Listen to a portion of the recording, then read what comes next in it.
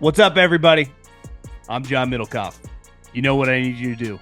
Subscribe to our YouTube channel. We got content for days reacting to every NFL game all the time, every single day. Subscribe, like the videos. Let's go.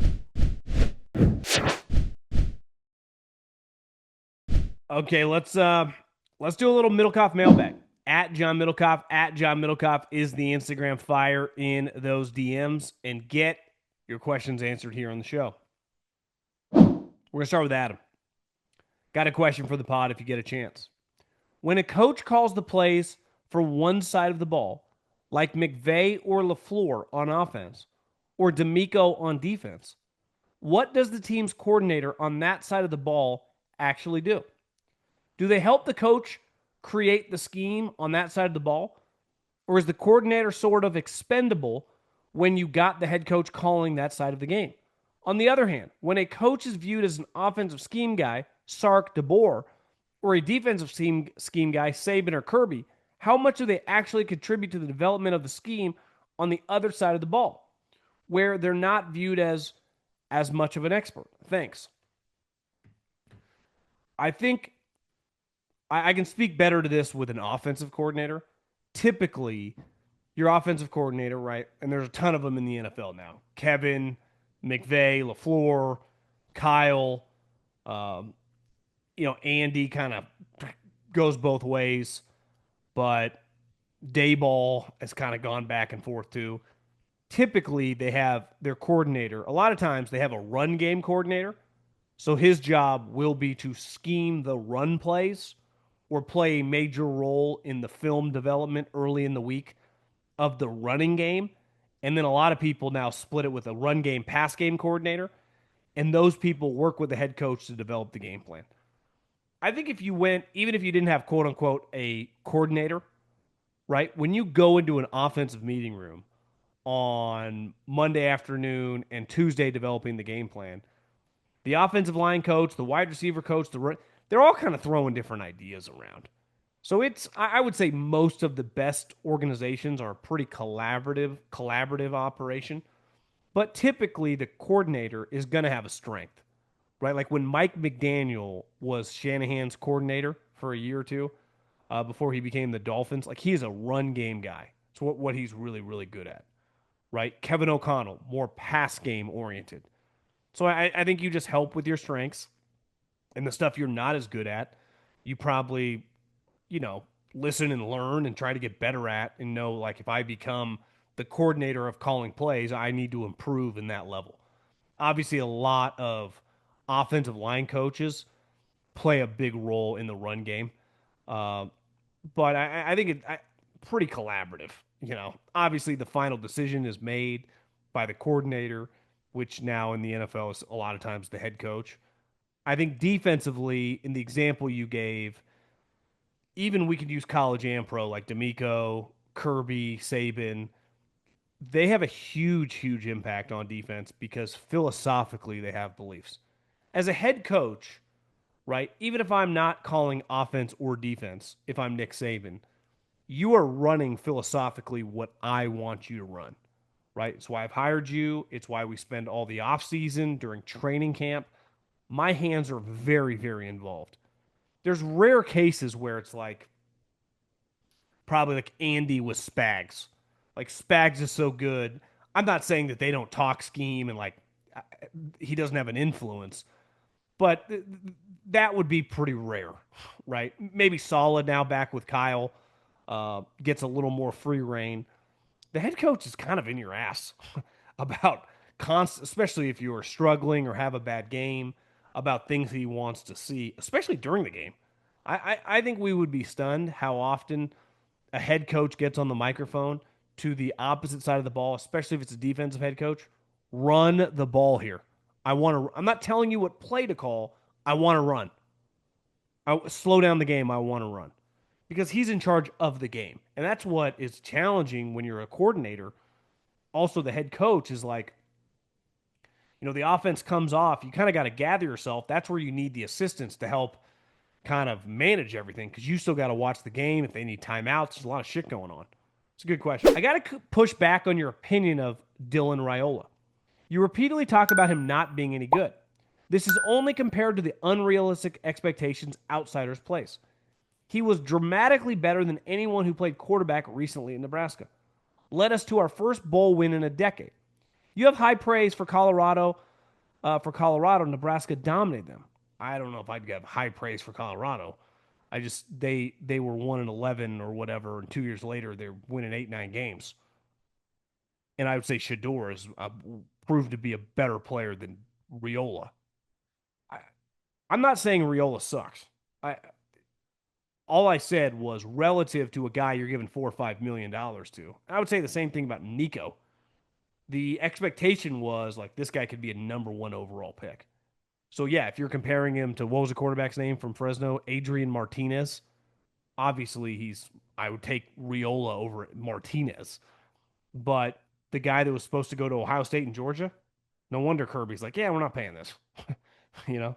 Now we'll see if Kirby's guy's any good this year, but I I think part of the hype and part of the money adds to an unrealistic, unfair expectation. Right? The expectation for this kid at Michigan that they just gave $15-20 million to is outrageously high. Number one overall recruit, all the billionaires ponied up money to buy him from LSU.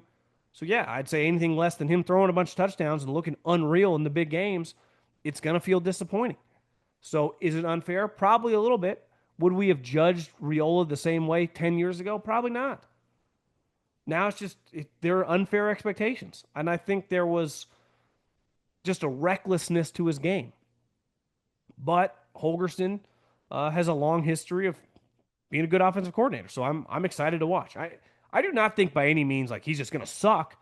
I just said based on last year for the expectations, it felt underwhelming. I mean, there was one game where you guys had like a 4th and 50 in overtime. Again, he's 18-year-old kid, totally fair. But the expectations now for these young players and the hype machine is just borderline out of control. Uh, Love the pod. Congrats on starting a family. That's awesome. Lifelong Bengals fan. Not a question, but just want you to know, Joe Burrow will overcome the Browns family and bring the Bengals a Super Bowl. That's how good he is. I mean, if he does, he'll be pretty legendary. The Bengals got a lot going on in terms of the owner talking, the GM talking, Shamar Stewart's agent talking, Trey Hendrickson talking. It's just it's good thing it's July 22nd. I think you got a couple weeks to just figure this out. But once you get to like mid-August, one thing for Trey, like he could probably show up a couple weeks before, be fine. The rookie, this was a guy who got 4.5 sacks. Is he? Are they going to figure this out? If it is true, and I'm no contract negotiator, no Harry Roseman here. But if Mike Brown is simply arguing, and other teams have done this too, like if you go to jail, we're not going to pay you. I'm sorry, I'm on the Bengals side on that one. Especially if other teams this year have had the same language. Because they're like, well, the Bengals had that language in before. Well, so did other teams, and now they're pulling it out in 2025. Because if it's simply as, if you go to jail, we don't have to keep paying you, I'm on the team side. Now, there's a lot of back and forth. They've both kind of lost me. Um, but it's got to be exhausting to be in part of these situations. How do you prepare for a podcast? I know Colin has a 2-hour routine. Do you review DMs ahead of time, then rehearse your answers or takes, or do you read them in real time? Because your gift of gab is you seem so natural. I appreciate that. The main meat of the podcast, like any topics and angles I'm going to take, obviously, like I typically get up. I would say once football really gets going, I try to get up between 6 and 6:30. I go to the espresso machine. I make myself a double shot. I come to my desk.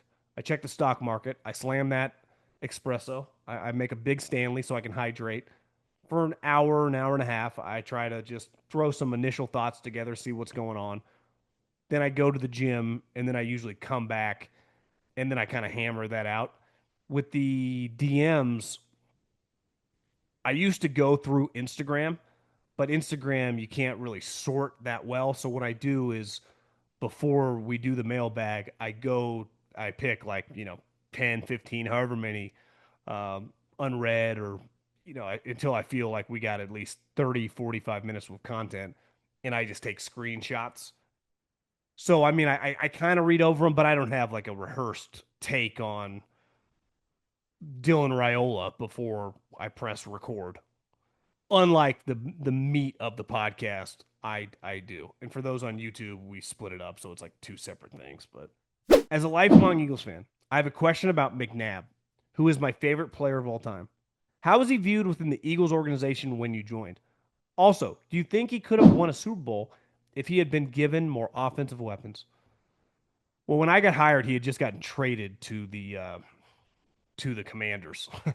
So when I got there, it was supposed to be Kevin Cobb's first year starting, and then he got KO'd in the first game by Clay Matthews, and then Michael Vick came in, and Michael Vick just kept playing. So I never was around McNabb. When I first got there, just trading McNabb, he was older, kind of falling apart. It it's I don't want to say the wounds and the situation was fresh, but it was like anytime you come into a situation where a guy had just left, it's not like I showed up in '02 in the peak of his powers for the next 5 years. So I think obviously he was a huge reason. He changed the course of that franchise with Coach Reed. And I think big picture he's viewed pretty highly there. But when I got there, it was like a transitional period with Shady McCoy, Deshaun Jackson, guys like that kind of taking over and McNabb gone. Okay, you know what Scotty Scheffler taught us? You drive for show, but you putt for dough. And the easiest way for you to make some dough, betting on this week's tournament on DraftKings. From the opening round through Sunday, DraftKings Sportsbook has you covered. Chris Gotterup, who just finished third at the Open and won the week before at the Scottish Open, betting favorite this week. Do think he's going to run out of juice. Do you know one name I like a lot? Tony Finau. Showed some serious life across the pond. You can get him right now to win the tournament, plus 350, or plus 3,500, excuse me. But plus 650 to top 5, plus 330 to top 10. Tony Finau has won this tournament before. So like Tony Finau a lot. Wyndham Clark, Mav McNeely, a couple other guys to keep an eye on, trending, trying to battle for a spot on the Ryder Cup team. Here's something special for first-timers. New DraftKings customers, bet 5 to get 150 in bonus bets instantly.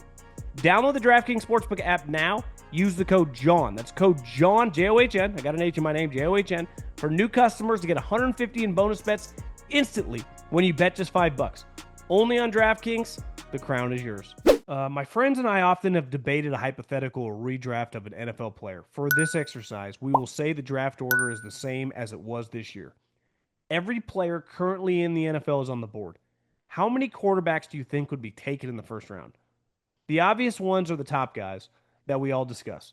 But I'm curious to know how many teams would reach for guys in round one, given how crucial the position is. On a separate note, thanks for putting out content regularly. I appreciate it. I would say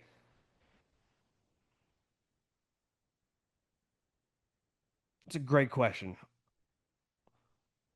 I would say at least 15 plus. Maybe once you got to like, that line of 12 to 15 guys off the board, it's like, am I going to take Tua or am I going to take my chance in the second round? But it's like, what if Tua goes in the 20s and then all of a sudden you're taking Will Levis? So I think a lot. You could argue they might be the first 20 picks.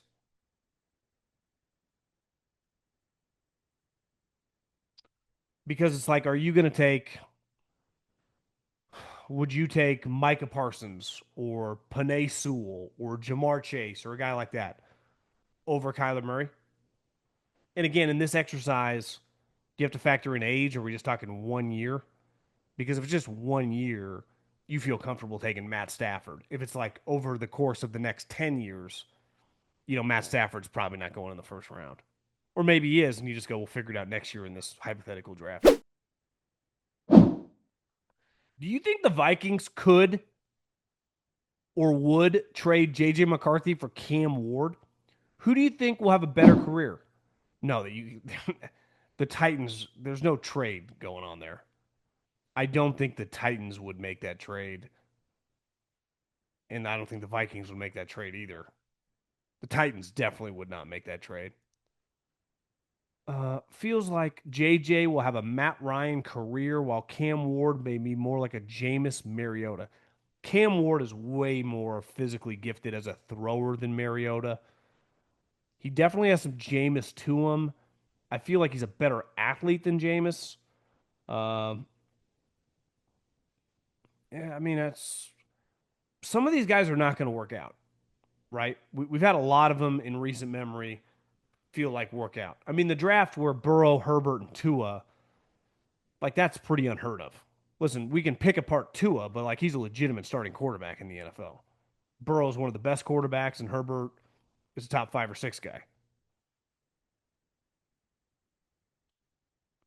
I would bet on Cam Ward over JJ McCarthy, but JJ in a way better spot. Really good coach, really good team, good defense, unreal weapons. If JJ can't succeed in Minnesota, he's not going to succeed anywhere. Question for the bag. I grew up a Cardinal fan watching Larry dominate the league. Played with some of the worst quarterbacks ever to play, like Ryan Lindsay. I think it's Lynn Lee.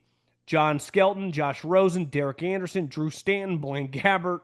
God, he did play with some scrubs. He put up insane numbers, but he never gets talked about as a top three wide receiver ever. He didn't get Joe Montana or Steve Young or Matt Stafford and dominated the league, but he was underrated his whole career. Where would you rank Larry all time? It's a good question. I mean, he's one of the great playoff performers ever. I mean, his performances in the playoffs feel like I was just gonna go pull up his stats really quick because his playoff numbers were just incredible. In the playoffs, Larry has 85 targets, 57 catches, 1,000 yards, and 10 touchdowns. In the '08 run, he had 30 catches for 550 yards and 7 touchdowns and averages 18 yards a catch. He was pretty unreal in that one when they made the Super Bowl. Yeah, I mean he's a bright lights guy. I would say the thing about Larry, just looking at his game logs, I mean he just didn't miss many games. He missed three, he missed one, he missed a couple. It feels like he missed like 5 games in like 15 years. Yeah, I mean I'd have no problem putting him as like a top 10 wide receiver of all time. But it's like, you know, Jerry Randy go really high. Uh, Terrell Owens, pretty polarizing. You could argue this, like, would you rather have Larry Fitzgerald or Terrell Owens? Terrell Owens was a freak show, but God, he was a pain in the ass. I mean, Larry's like man of the year and all-time great first ballot Hall of Famer. I mean, you can make him and Calvin Johnson. You can make the argument like just put them on any team, especially if they're good. They're going to be unreal. Imagine if you had put like Larry Fitzgerald on the Pittsburgh Steelers with Roethlisberger. But like, imagine if Larry Fitzgerald was 25 years old right now and on the Ravens. He'd be unstoppable. So one thing with wide receivers, a lot's out of your control. I mean, a lot of those years. Think about some of the coaches Larry had. I mean, really, beside Arians when he was older, and I'm pretty sure didn't Arians move him to the slot? I mean, Arians for a couple years, 109, 107. Larry kicked ass for Bruce when he put him in the slot. But some of those years, I mean, the peak of his powers, like 4 or 5 years in, he was a beast, man. 100 catches, 1,500 yards, 96 catches, 1,500 yards, 10 touchdowns, 12 touchdowns, 13 touchdowns. I saw him at this like Barstool DraftKings gambling thing, probably like, I don't know, 4 or 5 months ago. He is fucking big. It's like, how could you tackle that guy? Loved your show with Colin over the weekend. What are your full thoughts around the WNBA CBA? With you sharing space with Colin in his show, I feel like you didn't have a chance to tell us your real take on the whole WNBA thing. I tend to fall with your thought. The W is nothing without CC, and they have a hot pile of garbage. I think one main difference, like when Colin talks about that topic and when I talk, he talks about Caitlin Clark a lot on his show. So the WNBA, he's kind of in that world. I followed the WNBA on the internet, right? Like I know what Caitlin's doing because people are tweeting and Instagram posting, and I see the highlights. I'm not sitting down and watching the Indiana Fever. But if I was going to watch a game, it'd be that. I don't watch. You couldn't pay me to watch any of the other games. So it's like I don't pretend to care that much, but I love business and I love talking money. So if we're going to talk, what do they? I heard this saying a long time ago and I wrote it down. And I'll never forget it till the day I die. Life is not about what you deserve, it's what you can negotiate. Business does not care about your feelings. And obviously, for most of these sports, basketball, baseball, football, there's a revenue sharing agreement, and it's typically around 50%, right? I'm in the business of sharing revenue with people I'm in business with, right? I wouldn't get out of bed for 9%, right? Now, there are some people in business, based on my podcast revenue, right? I would never sign that deal. But if my podcast had lost money for years and I was still getting paid based on money that I was not generating, it's the conversation with.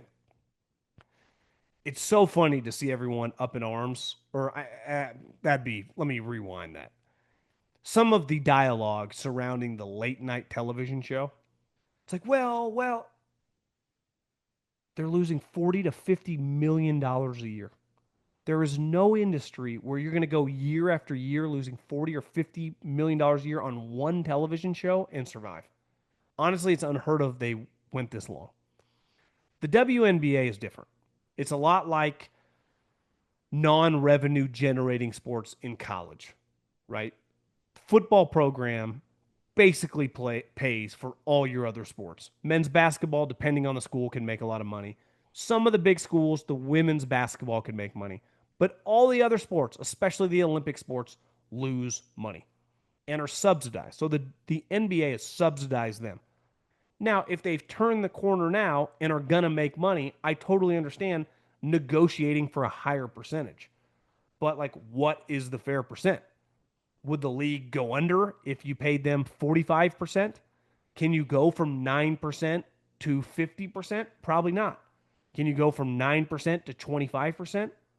I think that can make some sense if financially you're still making money. I also think this. Is the league really propped up by one individual? Like, is the WNBA that popular right now, or is Caitlyn that popular? Caitlyn did not play in the WNBA All Star game, and the ratings were way down. It was well reported, whatever, a month ago, that when she got injured, that the ratings in the league plummeted. So it's like, is the WNBA having some big renaissance, or is one human being propping up the league? And obviously, you can't just pay her like $5 million and pay it's collectively bargained, but it's pretty complicated, you know. It really is. So some people are arguing like, what about all the tech companies? Some of the biggest tech companies didn't make money forever, and they could pay people. It's like, well, yeah, they paid in typically stock shares. So it's like, if this hits, you get equity. Well, that's the problem with pro sports. There's only one person who has equity in the operation or a group of people, and that's the owner of the franchise. So I just think it's, and Ethan Strauss wrote about this, that the television ratings are going to go higher, but they're also included in the NBA's television deal. So it's like the NBA is in control, as they should be, given that they funded the entire league. Do I think Caitlin Clark should make $75,000? Obviously, she should make more than that. Some of the top players, of course. But I also don't really give a shit because I don't pretend. It's like that Shane Gillis joke. Like, everyone clapped for a reason. They had no clue. I don't pretend to be banging out these games on my couch. I know when she does well or when she's injured because I see it on social media. But I'm not watching the games. But I am paying attention. She's got me to pay attention. I also don't really like lose sleep. Like, are they going to have a lockout or a strike or a holdout or what? Whatever. Won't change my sports viewing habits at all.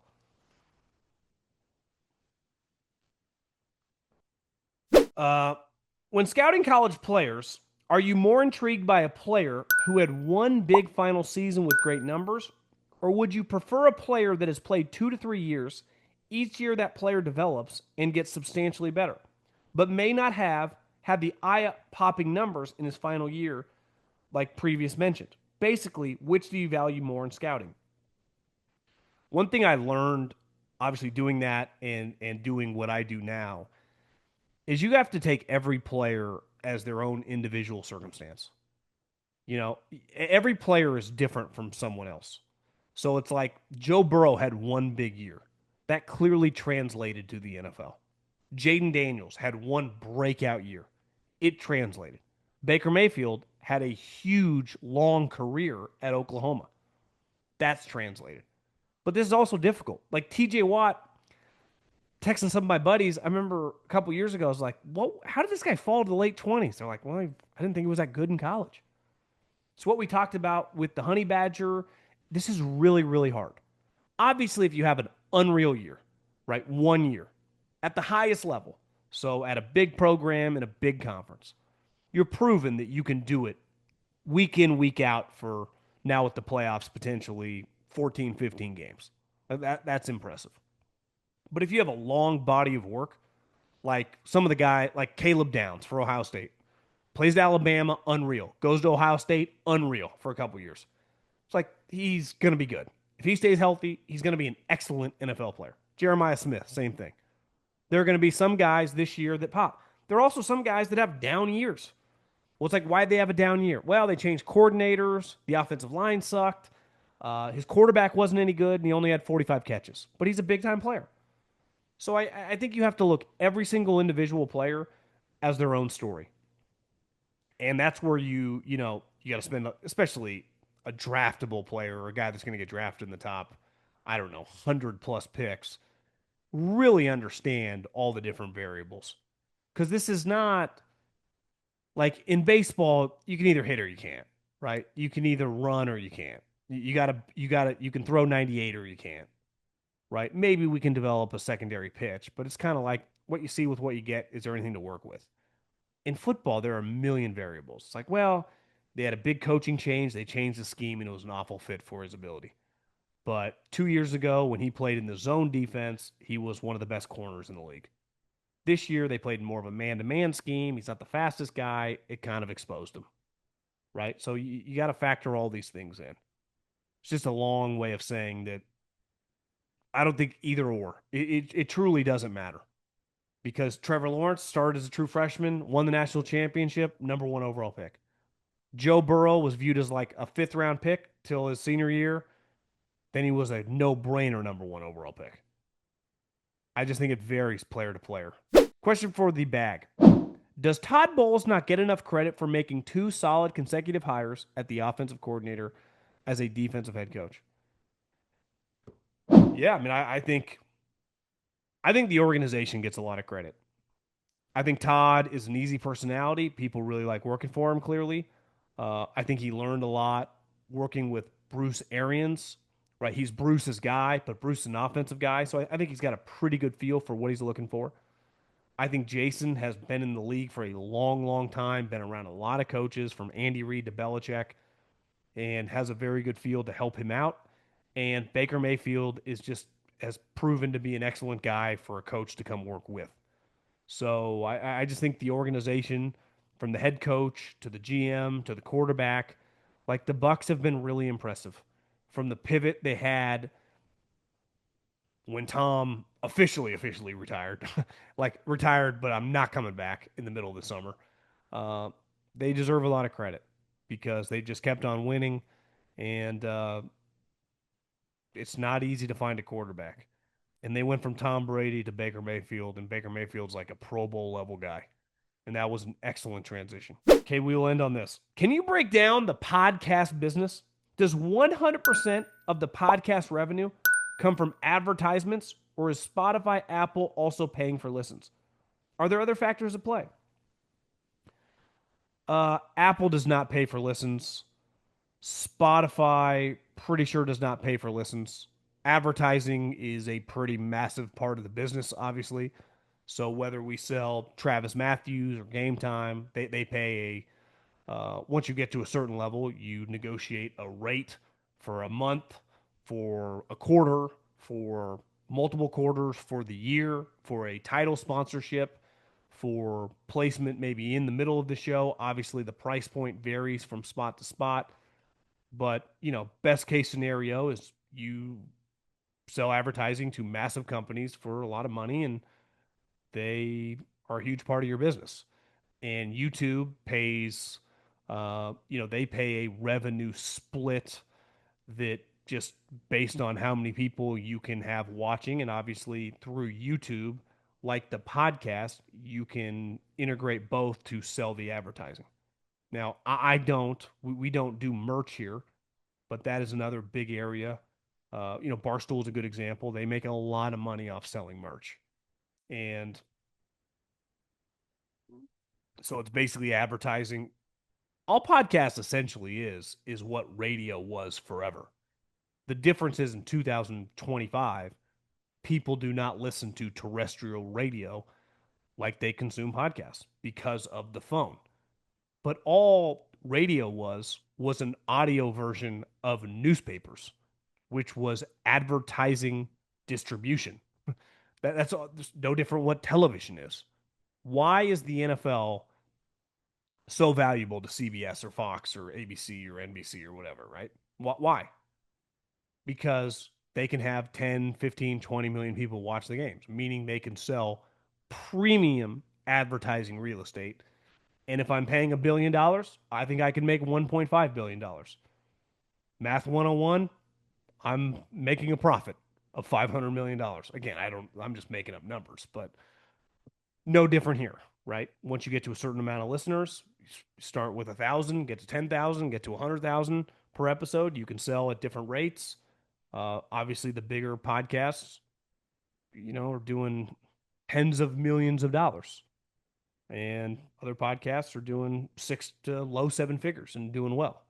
But it's typically just based on advertising. Yes, that's where I guess all of the money on this venture comes from, is from an advertising standpoint. But it was no different when I worked in radio or television. It's all the same um, business concept, right? It's using the content to market whatever companies, and they pay for that space. Okay, before we get out of here, I got to tell you about LIV Golf UK. They are playing at the JCB Golf and Country Club. I saw some pictures of it on the internet. It looks pretty cool. Obviously, Liv's coming off. DeChambeau shot 78 in the first round of the Open, and then he shot 16 under to finish in the top five. Hatton was really good. He was in the mix really most of the tournament. Mickelson made the cut. So always exciting to see these guys across the pond. You got John Rahm, Legion 13, Bryson and the Crushers. So you can check it out this weekend at the JCB Golf and Country Club. Follow every shot on Fox Sports. Bryson, Phil, Koepka, DJ. DJ made the cut at the Open as well. Look, actually had some pretty good moments on Friday. I watched him play a little bit. We'll see the individual stakes at hand. Obviously, Waco Neiman has had a hell of a season, but John Rahm and Bryson DeChambeau are right on his tail. So, again, check it out on Fox, JCB Golf and Country Club, LIV Golf.